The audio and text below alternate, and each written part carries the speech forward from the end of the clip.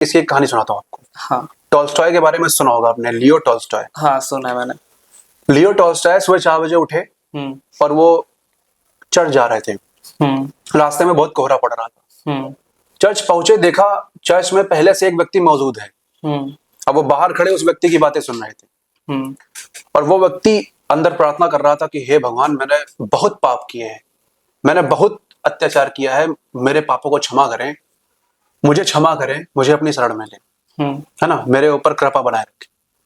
तो टॉल्स्टॉय ने सोचा कि यार ये कितना सच्चा आदमी है, वरना कौन कहता है कि मैं बुरा हूं। चोर कभी नहीं कहता कि मैं चोरी करता हूं, है ना। अगर उससे कहो कि तुमने चोरी की है तो वो तुमको मारने दौड़ेगा। हत्यारा कभी नहीं कहता मैंने हत्या की है, लेकिन अगर तुम उसको कह दो तो तुमको मारने दौड़ेगा, है ना। तो उसने कहा यार ये व्यक्ति कितना अच्छा है जो स्वयं स्वीकार रहा है कि मैंने पाप किए हैं, मैंने अत्याचार किए हैं। और जैसे ही थोड़ा अंदर बढ़े टॉल्स्टॉय चर्च के अंदर, तो उस व्यक्ति ने भी पीछे मुड़ के देखा। तो उसने टॉल्स्टॉय को देखा, तो उसने कहा कि आपने मेरी बातें सुन ली है। तो उन्होंने कहा अरे मैं अचंभित हूं भाई, ऐसा आदमी पृथ्वी पे पहली बार देखा जो ये स्वीकार रहा है कि हाँ मैं पापी हूं, हाँ मैं अत्याचारी हूं, हाँ मैंने बहुत पाप किए हैं, मुझ पे कृपा करें।